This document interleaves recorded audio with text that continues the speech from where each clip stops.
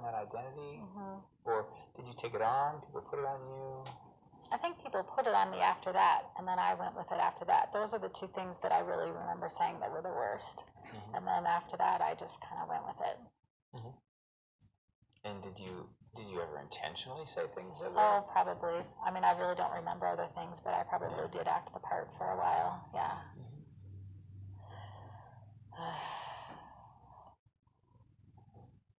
As you talk about it, it seems very, not really unsettling, but just like you. Yeah, it makes me cringe. Yeah.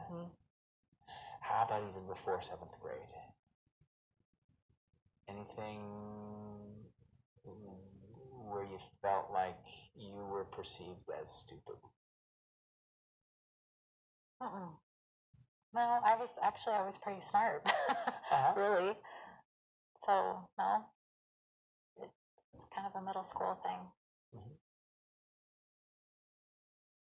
Somehow you carry on this sort of remnant from middle school that people might see you as stupid, and that carried into college, and even now you feel that the blushing might be related to that. The thought of maybe I'll be caught. Maybe I'll be caught looking stupid. Yep. And the theme with your children is maybe I'll be caught unprepared. Maybe tragedy will strike because I'm not prepared. Well, when you say that, it makes me think that, yeah, what if I wasn't worried? Would that make the odds go up that something could happen? What if I wasn't worried about tragedy? What if I wasn't worried about being viewed as stupid or unprepared? Well, when I'm thinking about the tragedy part, I mean, what if I let that go and it wasn't on my mind all the time? Then maybe that would make the odds of it happening go up. I don't know. It sounds ridiculous when I say it, but... Yeah. But you hear this sort of belief in your mind, maybe worrying about the tragedy helps prevent it. Yep. I think that somehow that's what I think. And that prevents it even in the absence of any specific precautions. I mean, is it possible to take the precautions and then let it go? Let it go? I don't know. Seems like there's some things that are outside your control.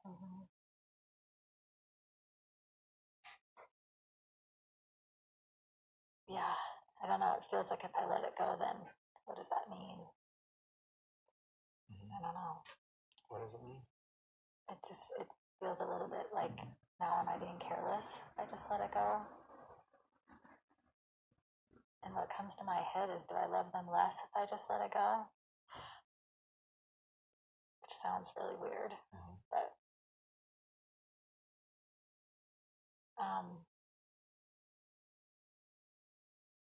I don't know. It feels scary to let it go, I guess. But I want to let it go. It would be nice to let it go.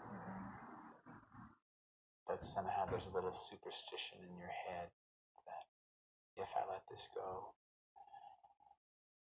maybe the odds will be worse, and maybe it's a sign that I don't really love them. But worrying about people is a loving thing. Yeah, I guess so. I've not thought of it like that, but that's sort of how it feels like.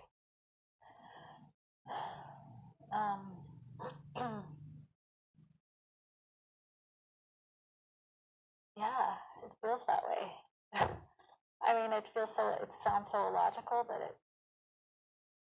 but that's how it feels right now. But that sort of feels, and when you just go with that, or that thought of if I worry, then it's love. It's a sign of love. Where do your thoughts go? Well, first, I feel like my love for them is so much more than worry, so I don't equate worry with love. But if I were to just let things go, I perceive other people having more normal thoughts in their head. And if I perceive like just letting my kids get in a car and just go somewhere and let it go, I do. I let them go in car. I mean, I do. It's just hard for me. And to imagine myself doing it without having the worry in my head, I don't know. It feels careless.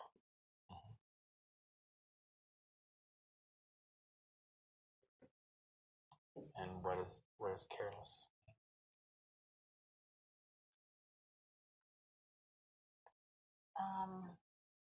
Then I feel a little bit, I think of being negligent, and then and that's when it'll happen. Carelessness is negligence.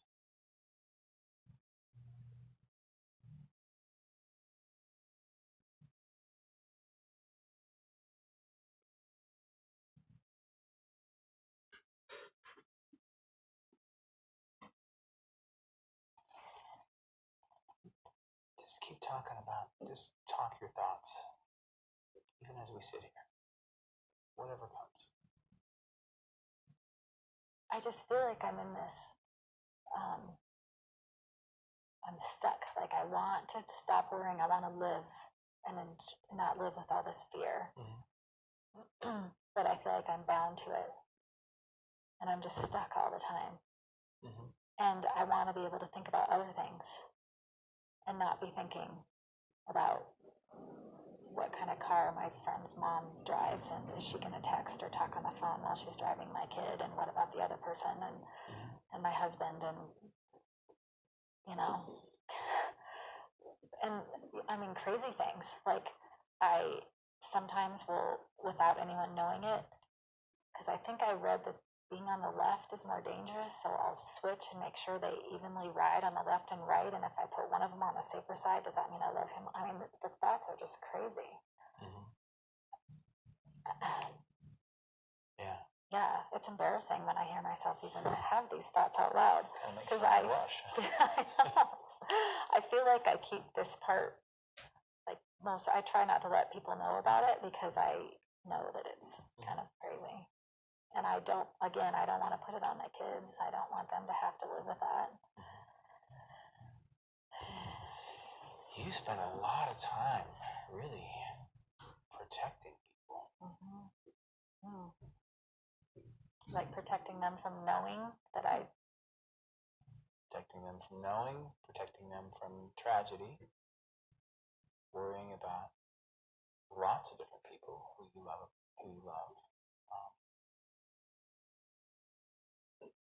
Who protects you?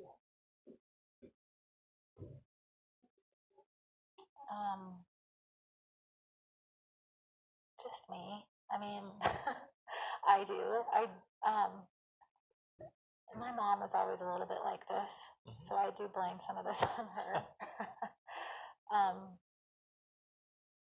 Talk about how did she do it? Oh, she just always was worried, and I've been really mad at her in the last few years because she'll bring up some concern, and I'm like, if I haven't thought of that concern yet, I certainly don't need to hear it from you because I've thought of every concern. So I've told her, you have to stop putting your worry on me because I've got enough. And I've been really clear that I don't want to live that way. She thinks that I am way more this way than she was. I don't know. That's true. But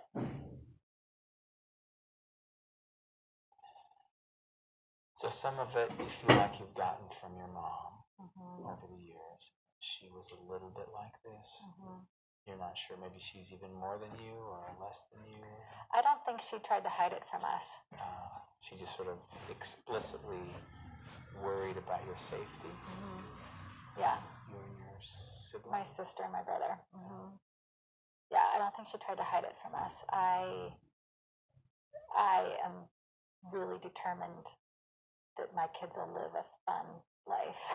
You'll not only protect them from tragedy, but you'll protect them from their perception of you worrying too much. Right.